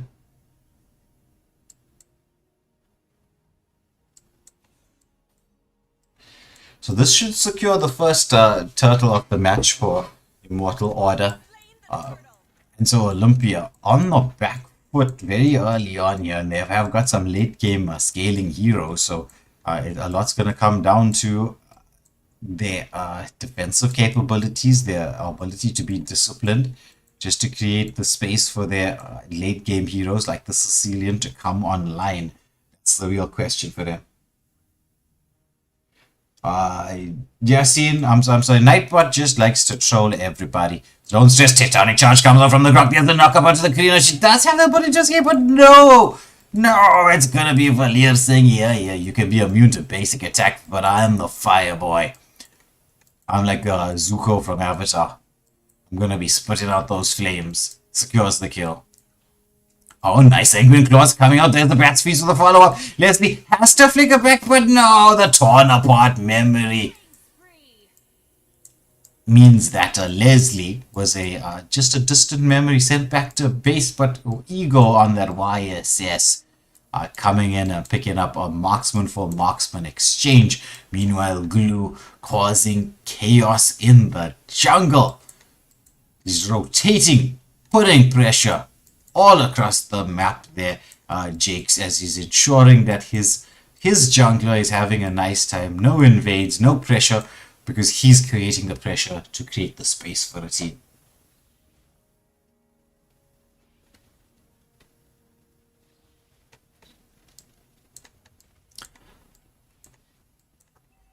But a lot of action is here in the gold lane.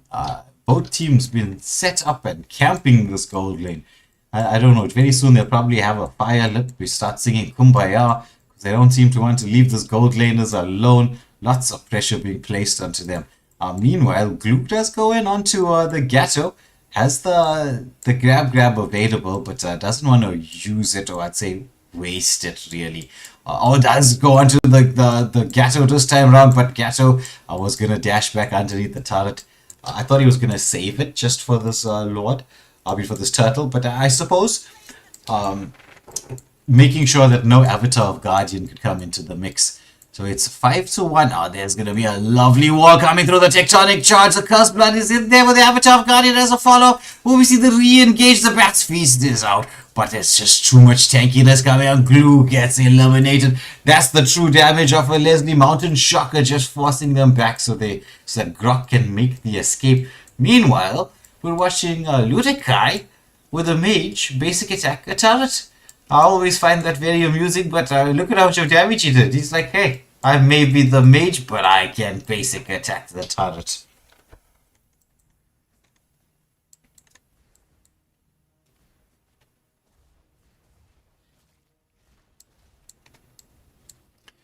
And he takes a basic attack the late turret. That's so funny. It's not what you usually want to see from your mages, pushing the lane. But when you get the opportunity to do so, if not, why not?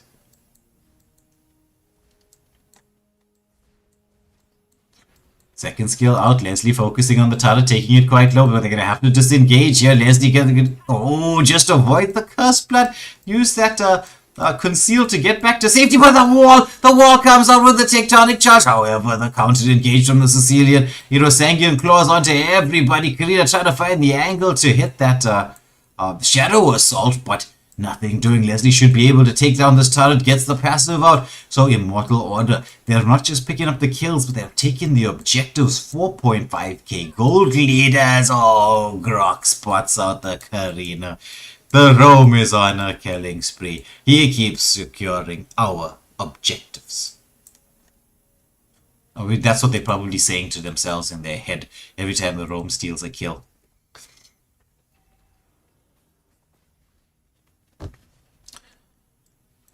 So, next turtle of the game is up. This is third and final third turtle of the match.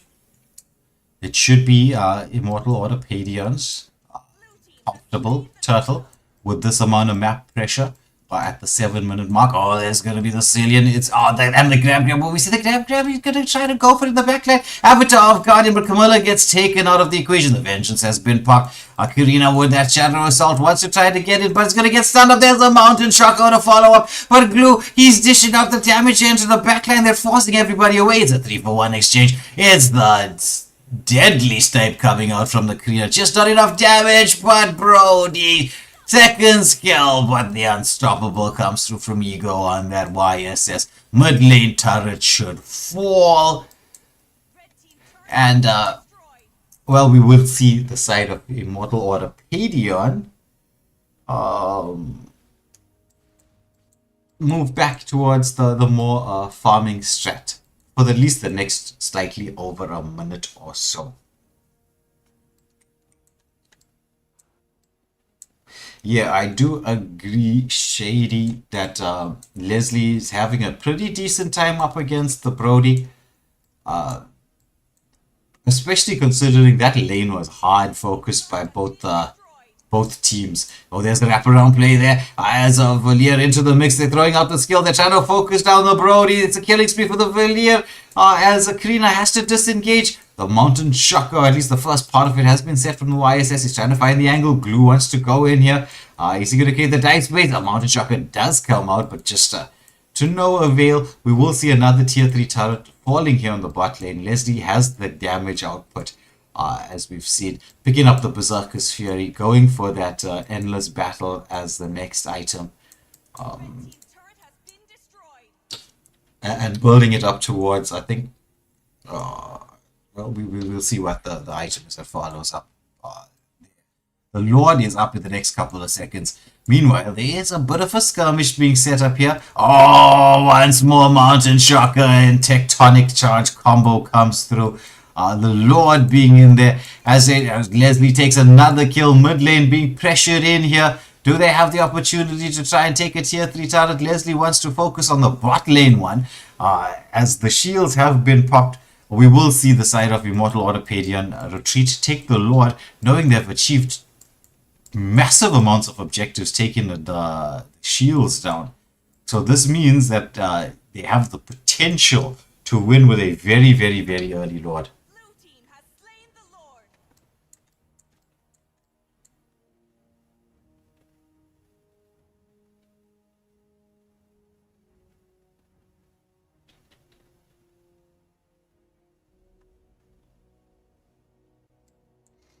Lord.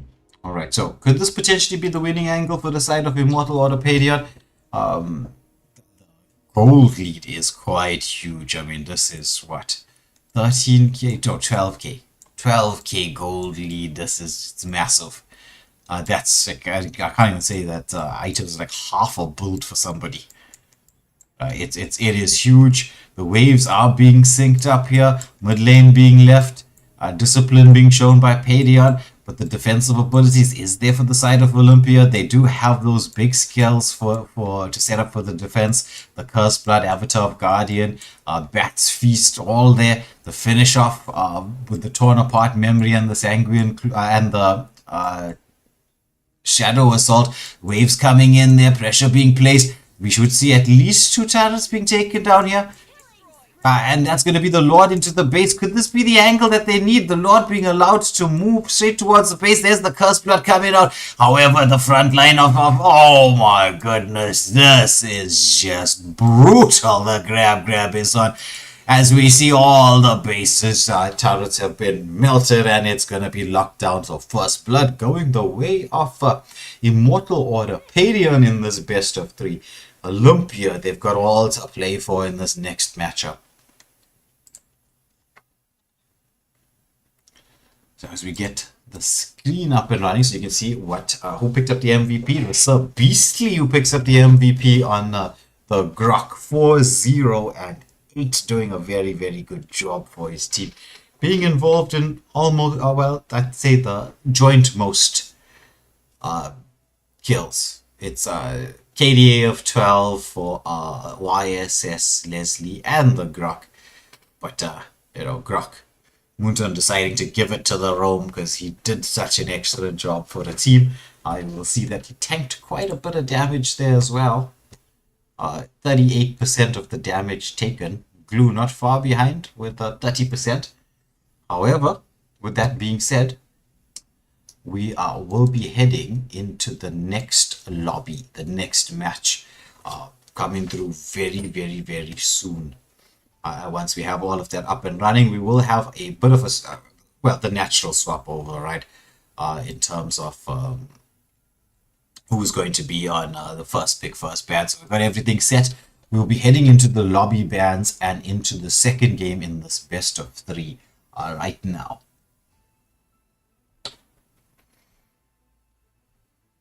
So the bans coming out from the captain of Olympia, which is Octavia Law, being the Granger and Hayabusa bans. So sticking to the bans from the first game, I would have thought maybe some respect bans would have come through, but they're sticking to their guns. And the same with Ludakai, who's captaining Immortal Orthopedian, banning out the 1-1 and Florin.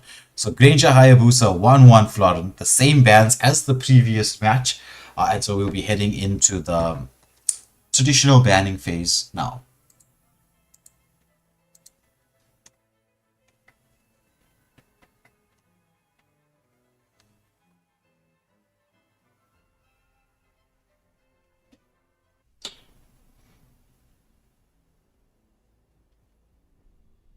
Yeah, Turkey. 17-2 is quite a good score for the side of Immortal Order Padion. Although Olympia, it's second game, and we know in Mobile Legends anything can happen.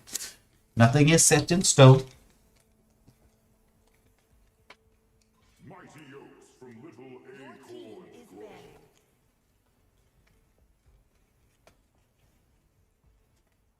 Welcome to Grok's castle, tiny friend. Well, this time around they said, you know what, we'll save the respect bans for the actual baddie face and get rid of the Grok. They're like, no, this Grok was just too much problems. Too hot to handle. They get rid of the Grok nice and early. So it's Lance, well, as Lancelot, as we know, is a common, very typical ban coming through, right?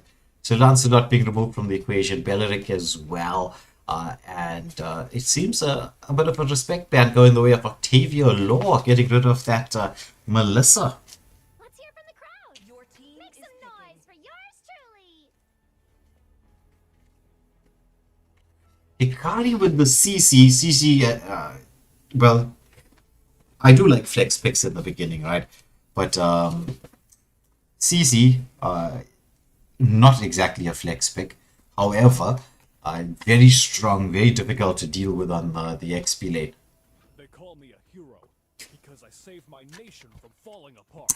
Once more, YSS being left open, and Ego deciding to lock onto that YSS. The same around, Sir Beastly picks up the high loss.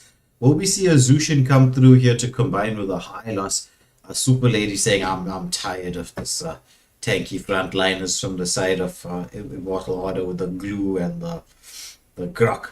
I'm going to take the tank killer, or tank killer of note, in the Lunox.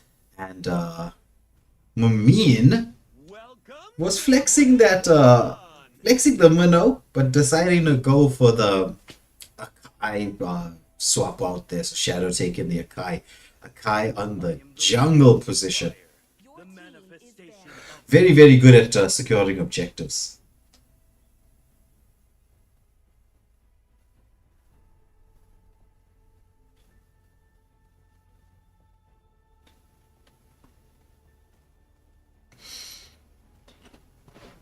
And once more, it looks like Ludokai wants to lock onto the Valier and ban out the Amon. So Amon being removed from the equation. So that means Immortal Order Padion don't realize just yet that it's a Kai in the jungle position. So shh, don't tell them. They'll probably see from the next phase of picking. Come on, Dexter. It's our show Your time. team is picking.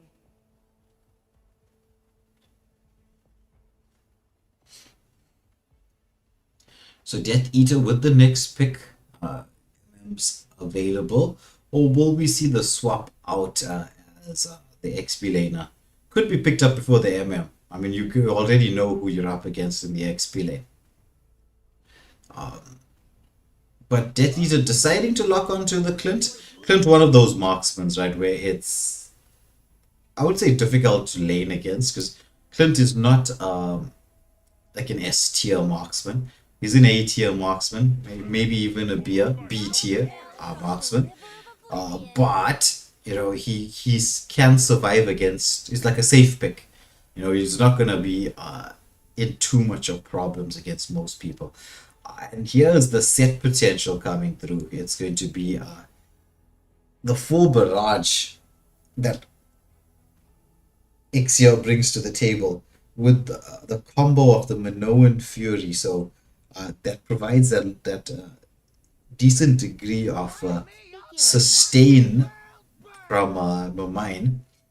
As Jake's locks onto the Xborg. So it's going to be CC up against Xborg. And, well, in that matchup, CC wins. CC wins.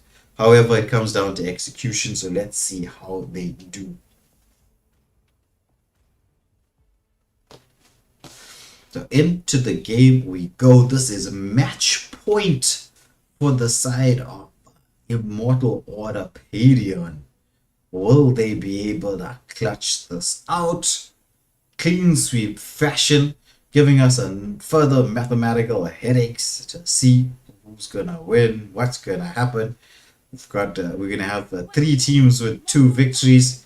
So if they do win, it's gonna create that mathematical issue. But it's not over until the fat lady sings. We're gonna be waiting to see who takes this matchup Olympia up against Immortal Order Padion. Early jungle invade coming in from the Hylos and Valir. That's the thing with the Hylos and Valir. These are 2 heroes that are extremely early game. So they can go for quite a bit of invade potential. As they zone Lunox away, they're going in here to poke onto the Sakai. He turns around and pokes back. Muno, Squishy Muno has to try to disengage, throws out that second skill to heal. But there's the Xbox. He made the rotation. Is he going to be able to get some pull back in? The first blood. Nice rotation from the Xbox. It is like countered by CC, counter nothing. Forced to use the flicker out, however. But ooh, Exia takes a solo kill on the top lane. This is the thing with an Exia, right? Exia is, like, we tend to forget how much sustainability she has in lane. Like a really high degree of sustainability. The stun comes out here onto Lunox, but Lunox has those skills to heal back up. Akai wants to go into the mix, but the Mountain Chaka comes through as mine is eliminated with 15 seconds to go for this next objective.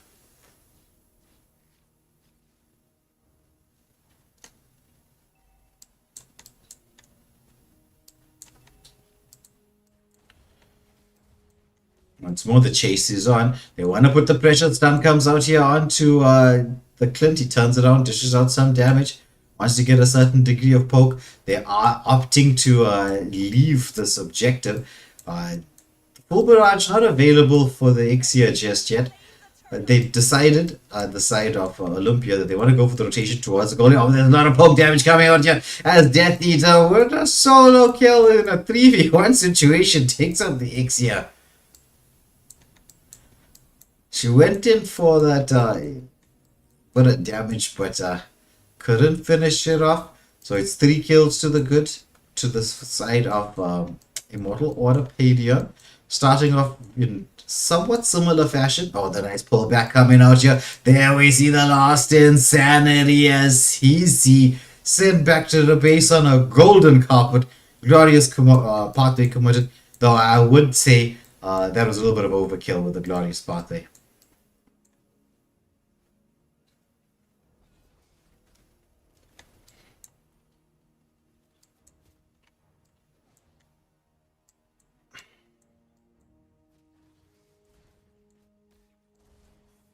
Valir, he's just using that second skill to lock it down. There's so much damage coming out of the Ixia. She tries to flicker back, but the stun comes out from Hylos as they take him out, forcing the Brilliance Form from the Lunox. Minnow making the rotation just to try to make sure that the waves don't get cleared too much. But Akai forced out of the heavy spin. It's YSS. He's trying to go in. They're chasing down the Akai. But Minotaur, he's going to get caught out underneath the turret. He's trying to get back to safety. Ixia uses the cloud to get in there just to try to help the team. But the pressure being placed here. Full gold shield down on the gold lane. Meanwhile, Lost Insanity from the Xbox. Overheat kicks in and it's a killing spree on this Xbox. He's starting to really dish out the damage. Clint is online as well. This is not looking good for the side of Olympia. Blue team hero has been slain. And once more, Ixia being taken out. Hard focused here on the gold lane. Second turtle gone the way of Immortal Orthopedion. So with that, they've been establishing as like this, it's like a 5k gold lead, putting pressure all the way across the map. Good rotation, but the curtain call lands onto 2. CC trying to dish up the damage, but the Vengeance is in there. She just doesn't have it available. Oh, Lost Insanity. Mega kill. Hylos scouts out the Kai. Just stops the Xbox from getting taken down, but it's gonna be the heavy spin committed against the wall. So he paid the price for saving his teammate, but I mean, that's what you want from a good roam. Okay, is he gonna get taken down? Yeah, oh, Ego underneath the turret, flexing that YSS of his as he gets yet another kill on the board for the side of Immortal Orthopedion.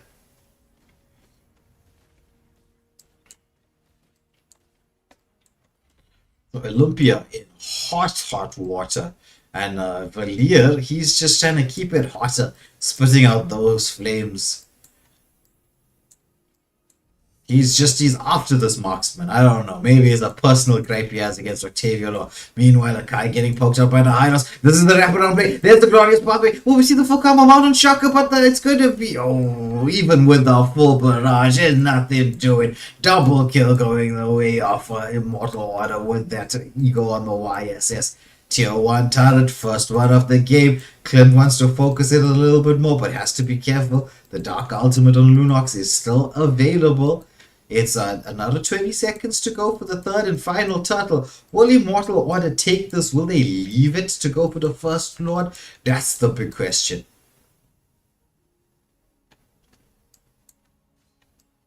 Blue team turret has been destroyed.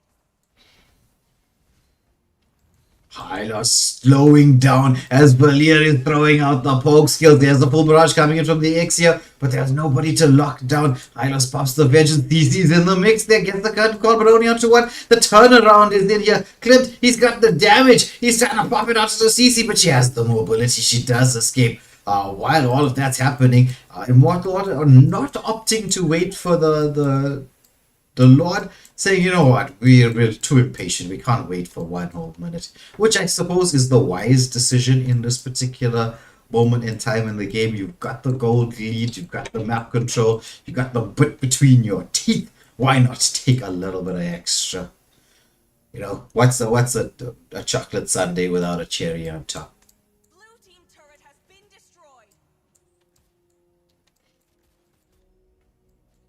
90 seconds to go as things stand for this Lord. Hylos, he's being fearless. He's like, I don't care. 1v3, 1v4. I'm scouting. I'm giving vision for my team. I'm in a zone. I want to get the Ixia once. Everything is focusing on the Ixia. There's the heavy spin. This time round, they managed to take down the Hylos, but Ixia gets taken out of the equation. It's a 3-for-nothing exchange. Make that 4-for-nothing. It's only Lunox traveling back to the base, and with that, the shield has been taken down. And I think in the mid lane one as well, this is gonna set up things for this third and actually this first Lord of the game, very much like the first matchup, where that pressure was being placed onto the lanes. They got the shields down early and ended with that Lord. So 30 seconds to go. What are Olympia gonna do? They need to come up with a plan in the next 30 seconds. There's a Lost Insanity from the Xbox. Unstoppable at this moment in time. Clint just piling the pressure there as the side of Immortal Orthopedion want to take down one more tier 2 turret. And they say 1 more to go. We got a couple of seconds before this Lord is up. We will see them use that discipline, get back very soon. YSS would be summoning his team, saying, you know what, Marksman, I need your help. I am a bit squishy. The Lord can kill me. I don't want to die. You need to help me. And the rest of you is zoned.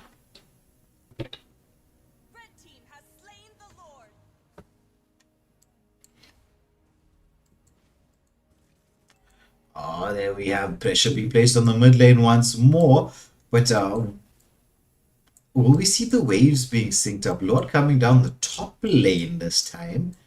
It's a question of getting the lane synced. Mid lane making its way, bot lane as well. The lanes are fairly even. The mid lane should get there first.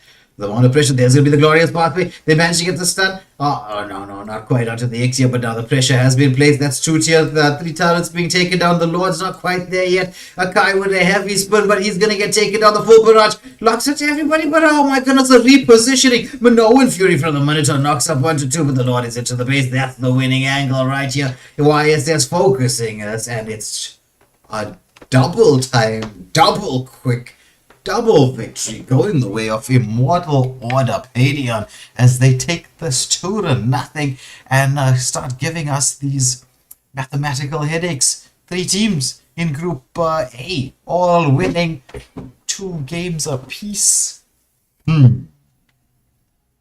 What is going to be the outcome? Only 2 can go through.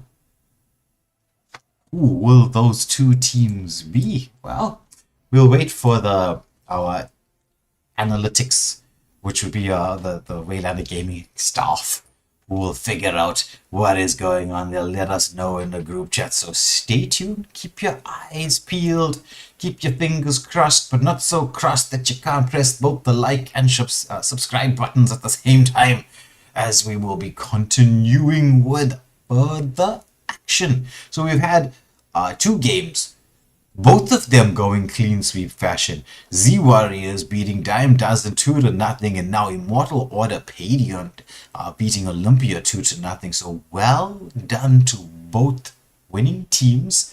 But for the sides that did not win in this particular evening, don't you stress, don't you fret, don't you fuss. Everything's a learning experience. You take the knocks on the chin, you come back stronger, better, faster, and we hope to see you in the next tournaments doing really, really well. There will always be a next tournament. I mean, that's the thing with Mobile Legends. It's a game that never stops. But I will say this much, it's